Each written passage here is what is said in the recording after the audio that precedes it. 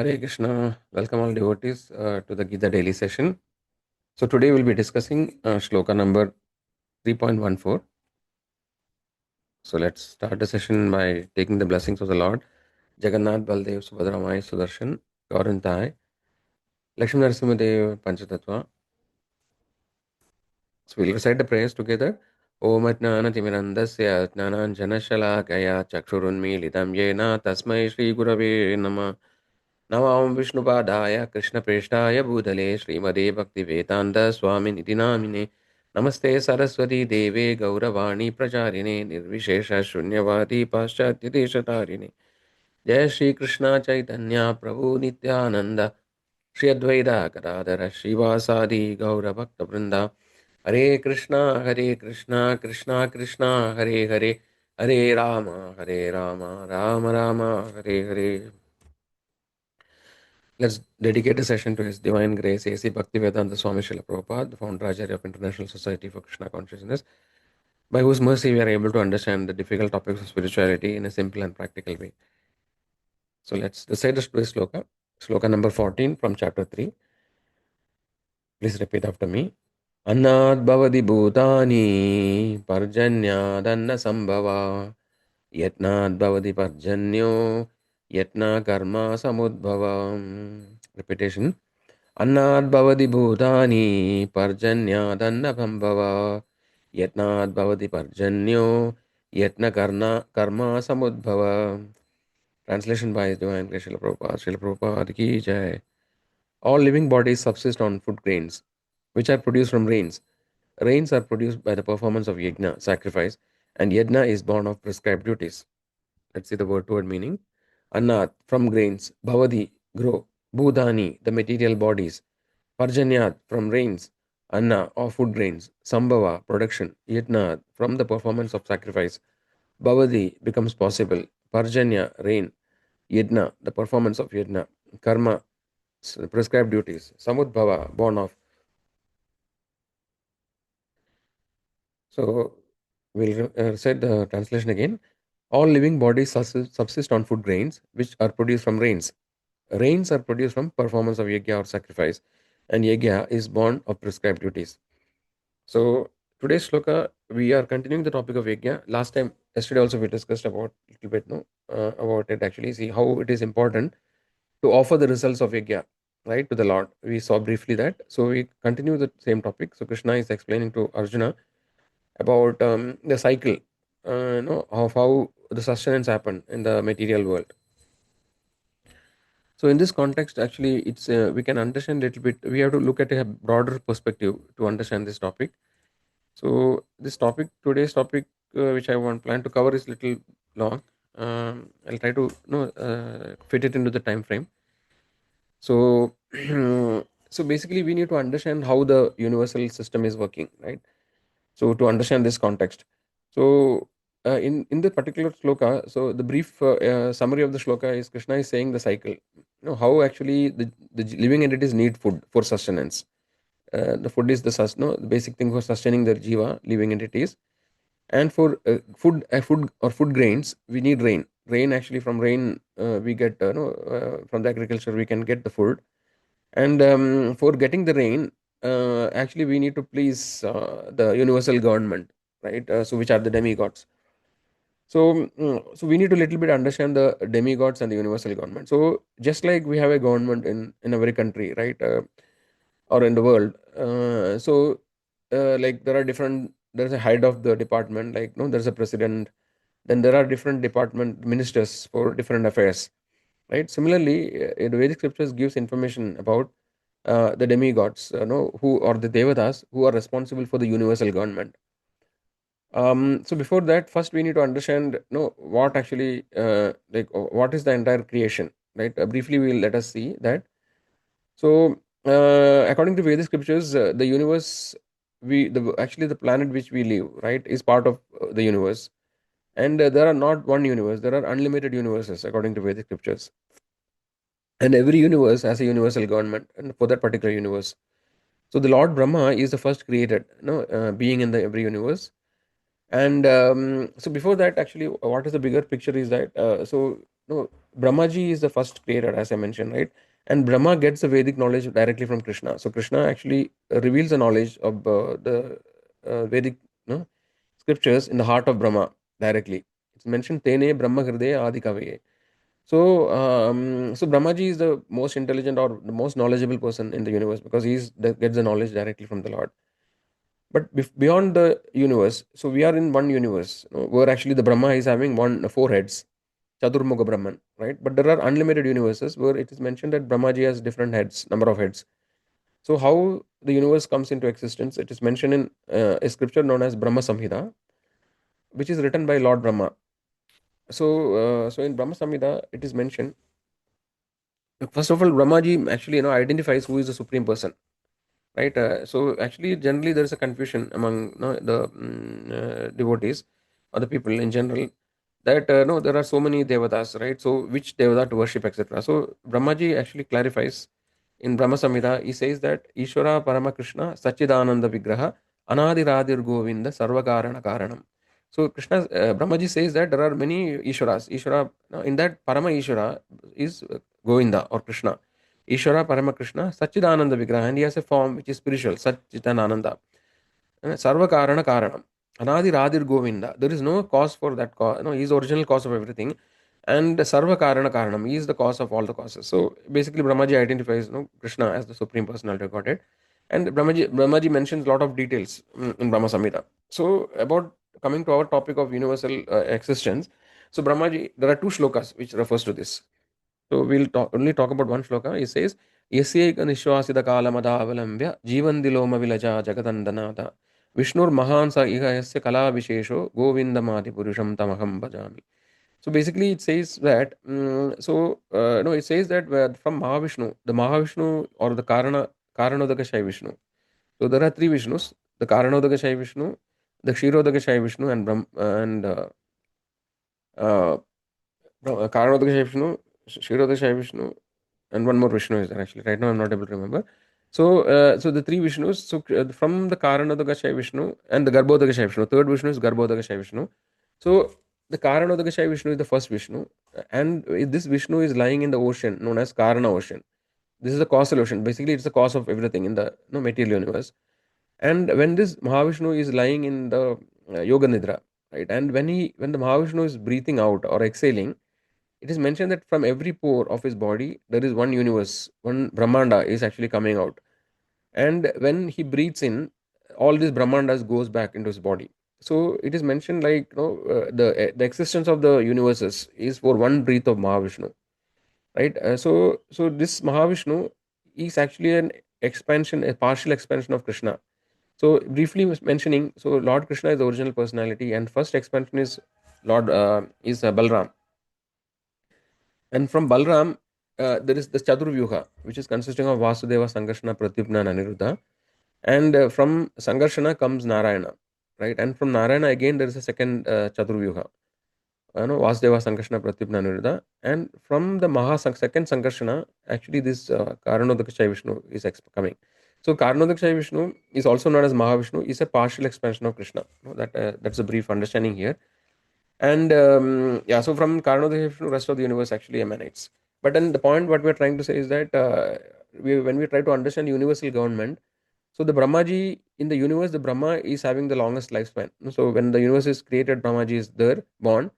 So the Karanodakashai Vishnu enters into every Brahmanda after creating the Brahmanda, and this Vishnu is known as Garbhodakashai Vishnu. So this Vishnu lies in an ocean of half of the Brahmanda is filled with water, and this ocean is known as Garbhodaka Ocean. And in this ocean, the Garbhodakashai Vishnu lies, and from the Vishnu's navel, a lotus comes, right? And on the lotus, Lord Brahma is appearing. And along the lotus stem, all the planetary systems are created or existing. So there are there are 14 planetary system. No, the Earth is actually one of them, the earthly planets. Then there are higher planets like Swarga, Janaloka, Mahaloka, Tabaloka, etc. And then lower planetary system like Atala, Vitala, Sutala, Atala, Atala, Rasatala, Patala, etc. So this 14 planetary system are existing. So Brahmaji is having the highest, longest lifespan. But no, Brahmaji's life is just one breath of Mahavishnu, but it's very long time. So it is about 311 trillion. right, years is the life of Brahmaji.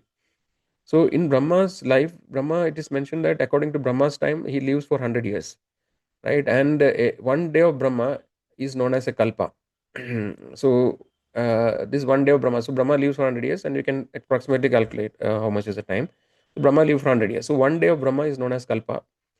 And in one day of Brahma, we have the four yugas, Chatur yugas, which are repeating 1,000 times. So the four yugas are Satya Yuga, Treta Yuga, Dwapara, and Kali. Right, all of them four together, it's around 32 lakh years. No, one Chatur Yuga, 32 lakh years. And when this repeat 1,000 times, that is one day of Brahma. So you can imagine, Brahma's day is very long, right? And in one day of Brahma, there are 14 Manus. So you can divide it, into 14. So this one day of so one manvantara is the period of one universal government. So in our country, for example, no, the one government, so like central government is elected for 5 years, right? So after 5 years, there is another set of people coming into picture. No? New government is coming. So for after every manvantara, the entire the post of demigods are revamped. So we have the post like like Indra is there, then Varuna, Surya, Chandra, like that. There are many demigods who are responsible. So these demigods or devatas are responsible for the universal government. Like we have like transport department, no, who is responsible for ensuring the transport. Similarly, the Indra is actually responsible for rains, right? Then Varuna is taking care of the water bodies. Vayu is responsible for supplying air. So these demigods or devatas are responsible for the universal government. So basically, in one day of Brahma, there are 72 governments coming and going. No, sorry, 14 Manvantara. So 14 governments coming and going in one day of Brahma. So basically, this is just a snapshot of the how the time frame is existing, and how the demigods are there, and how we fit into the longer, bigger picture of the entire existence. So yeah, so basically, so now we understand how the Lord is the original supreme person is Krishna, and from his all the expansions are coming, and the demigods are actually post. Even Brahmaji is a post, right? When one breath of Mahavishnu is over, then a new Brahma takes charge of the next creation. So the entire one day of Brahma, sorry, the one life of Brahma, the entire universes are destroyed. Everything is destroyed, right? And then again, in the next breath of Mahavishnu, the universe again comes into existence, unlimited universes. So yeah, so this way everything is recycled, and Brahmaji keeps changing. The post of Brahma will be taken by another jiva, right? So based on the karma, right, the jiva gets different bodies. So similarly, all the post, the demigods, devatas, Indra, Charuna, Varuna, Chandra, all of them are post. They actually keep new jivas taking these positions. Okay, so now coming back to our topic. So according to the arrangement made by the Supreme Lord, so basically there's a mechanism of sustenance, or a cycle of dependence.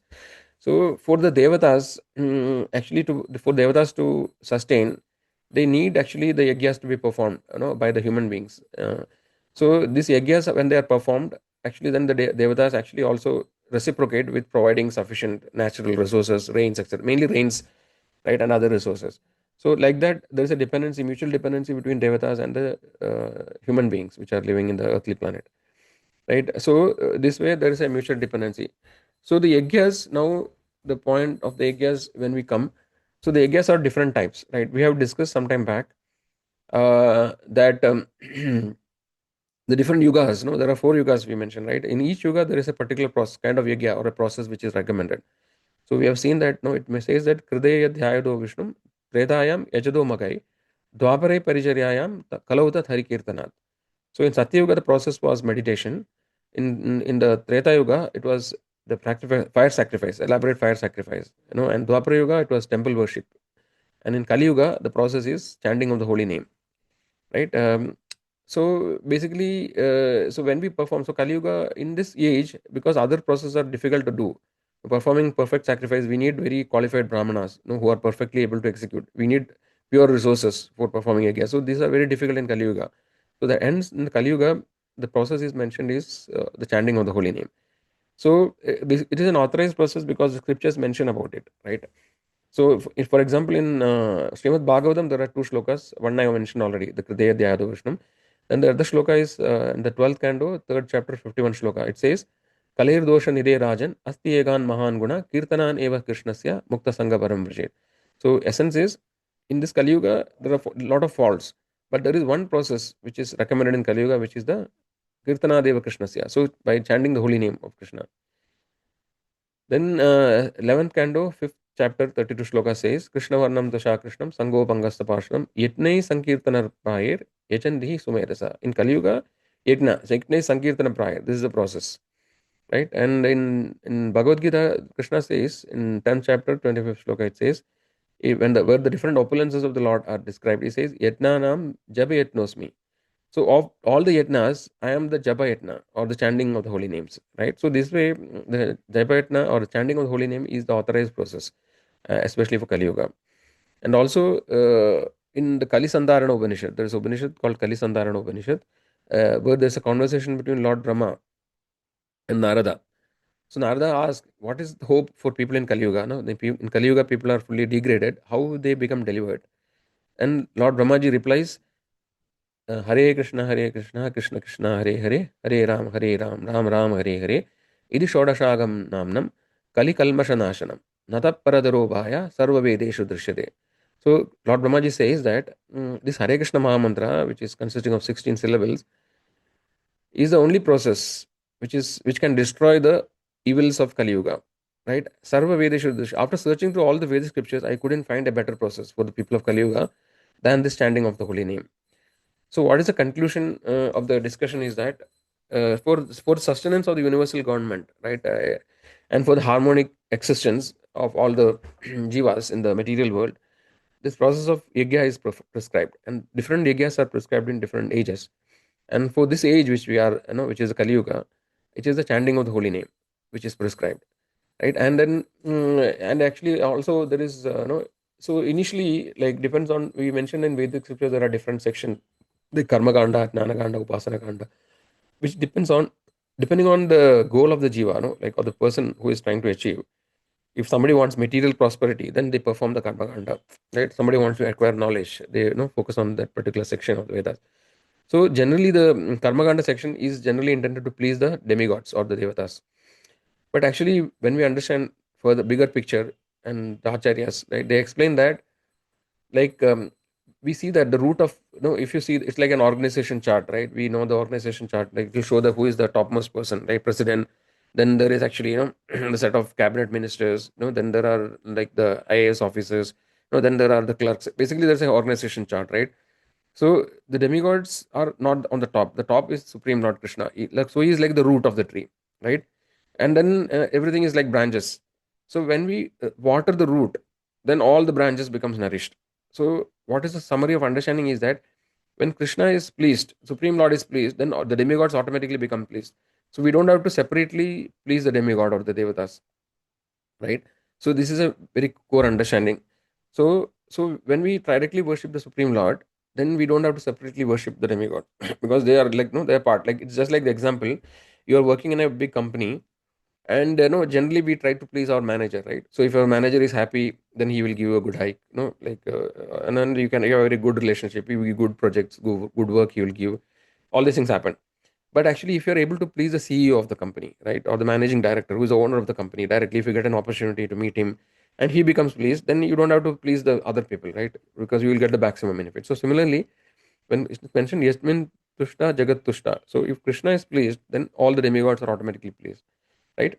So basically, yeah. So, to summarize understanding, what we discussed today is that we saw that there is a universal government, right? And then there are different the devatas, but the devatas actually are part of a bigger government, and Supreme Lord Krishna is the source of everything, right? And the yajnas are mean the different yugas. So when you are in the material world, we are bound to material laws. Generally the people who are in the path of other activities, if they are not doing the highest activity of devotional service or bhakti, then you are under the control of the maya, material energy. Right? Even if you become a devotee, also initially, still we are in the grip of Maya. Unless until become liberated, purified completely, we are under the rules of material world, right? And hence it is necessary. Vedas says that we have to perform yajnas, for the satisfaction of the Devatas, also Supreme Lord, right? So, so we have to perform yajna, and for the Kali Yuga, the process which is mentioned is the chanting of the holy names of the Lord, right? So, I think with that, come to the end of the time. So there is one small story. I just try to quickly touch upon it. So this incident is about the Govardhan Puja, which is mentioned in Srimad Bhagavatam. So this is an example where we can see that how when Krishna, the ultimate aim of yajna is to please Krishna. So the Vrajavasis or the residents of Vrindavana, they used to perform a Indra Puja every year to please Lord Indra, so that they get sufficient rains, and then they are depending on agriculture, right? So they have sufficient pasturing grounds, the cows can be fed, etc. So the Indra Puja used to happen for many generations.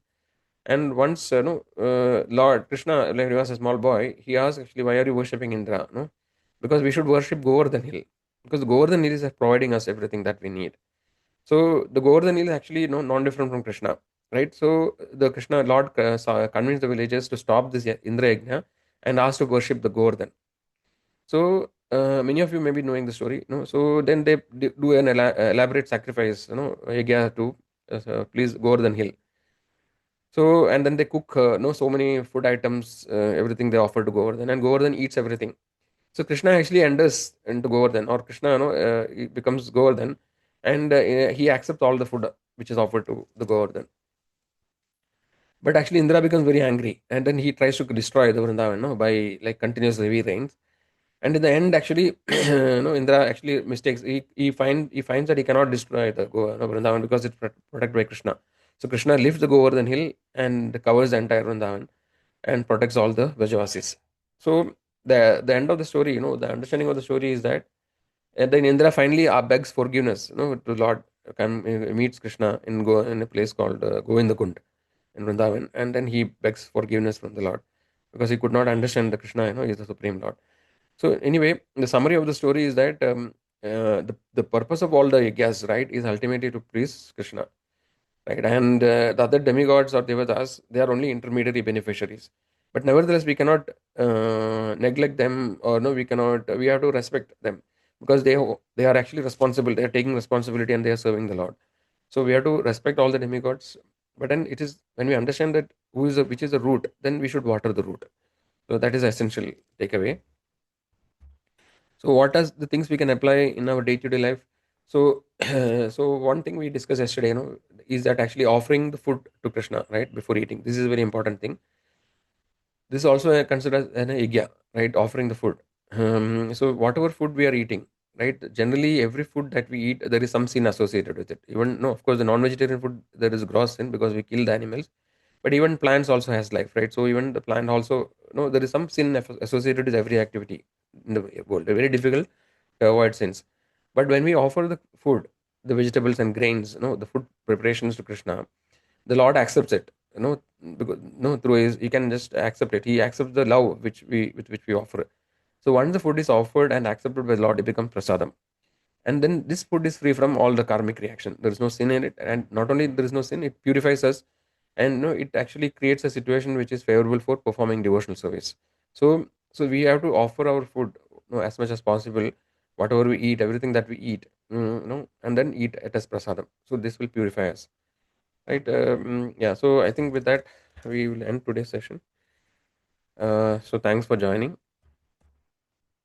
Are there any questions?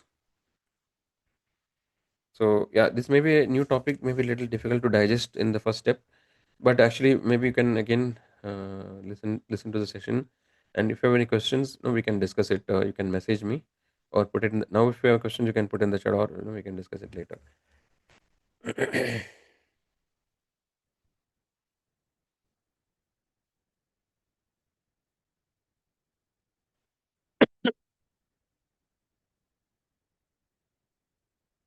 Hare Krishna. Okay, so then yeah, then I think we'll end here. Thanks for joining. Hare Krishna, Hare Krishna, Krishna Krishna, Hare Hare, Hare Rama, Hare Rama, Rama Rama, Hare Hare.